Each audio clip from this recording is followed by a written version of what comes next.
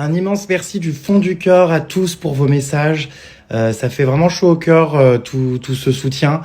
On vit vraiment dans un monde de fous, c'est assez flippant. Voilà, je vous ai tout raconté dans la vidéo parce que j'ai pas forcément envie de revenir sur ça pendant 107 ans, mais c'était une agression, Dieu merci, qui ne m'a pas valu de séquelles physiques, mais qui est extrêmement choquante à vivre. Et malheureusement, ça n'est pas un cas isolé, puisque comme vous le savez, hein, pour ceux qui me suivent au quotidien, c'est pas la première fois que je suis confronté, voilà, à des agressions en raison de tout ce que je vis finalement depuis 2018.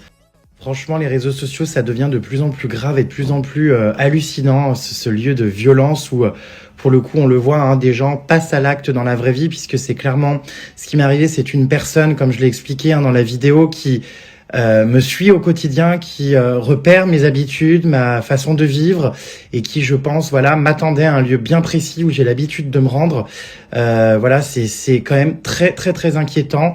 Et je vous cache pas que je suis plus très à l'aise dans mon quartier parce que je me dis que potentiellement il peut se repointer, ou que potentiellement n'importe qui en fait peut voyez, en repérant des stories, tout ça, passer à l'acte.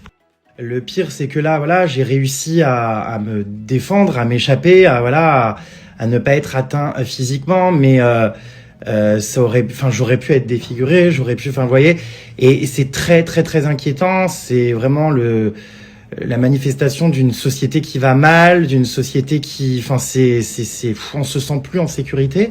Particulièrement moi, évidemment, étant exposé, étant au cœur de polémiques, de scandales, de rumeurs, de calomnies, voilà. Mais imaginez si cette personne, voilà, était passée à l'acte de manière, je sais pas, avec une arme ou quoi que ce soit. Ça peut tellement aller vite et basculer très vite. Et ça, la justice ne l'entend pas, j'ai l'impression, parce qu'on attend toujours qu'il se passe un drame avant d'agir. Enfin voilà, je vais pas m'exprimer pendant 107 ans sur cette histoire. J'ai aussi envie de passer à autre chose et d'être dans une vibe positive, continuer à sourire, à rire, à vivre, à croquer la vie, voilà, à pleines dents comme j'ai l'habitude de le faire. Donc je vais laisser cette expérience négative derrière moi. Je vous le rappelle, pour ceux qui ne connaissent rien à l'histoire de tout ce que je vis depuis 2018, vous avez mon livre qui retrace tout, et ce témoignage est très important pour moi. C'est clairement pas avec ça que je gagne ma vie, mais en tout cas, plus je pourrai faire passer mon témoignage, mieux ce sera. Et ce livre est finalement le témoin direct de tout ce qui se passe depuis 2018.